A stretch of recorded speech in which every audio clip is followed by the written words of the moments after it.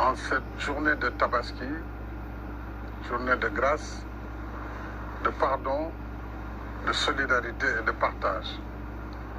Je vous présente mes vœux de bonne fête de Tabaski. Dans les circonstances particulières que nous vivons, marquées par la recrudescence de la pandémie de Covid-19 avec une nouvelle poussée caractérisée par l'apparition de plusieurs variants, mais surtout du variant Delta, avec une contagiosité élevée, je voudrais encore une fois lancer un appel à l'ensemble des compatriotes et aux autres étrangers qui vivent parmi nous, pour dire que plus que jamais nous devons redoubler de vigilance. Nous avons été résilients pendant la première et la seconde vague. Il nous faut persévérer dans les mêmes formes. En ce qui concerne cette nouvelle poussée épidémique, il n'y a guère d'autre solution que de respecter les gestes barrières. Continuer à respecter les gestes barrières avec le port obligatoire du masque, le lavage fréquent des mains, mais également éviter les rassemblements.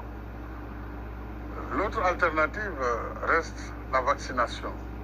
Au-delà des acquisitions réalisées par notre gouvernement, des pays partenaires nous ont gratifiés d'un certain nombre de lots importants. Je veux citer la France, je veux citer la Chine, je veux citer les États-Unis d'Amérique. Hier encore, nous avons reçu des doses de Johnson & Johnson, mais également et surtout l'initiative COVAX. Et bientôt, l'initiative de l'Union africaine appelée AVAT, à travers le soutien de la Banque mondiale, devra permettre de disposer de plusieurs millions de doses.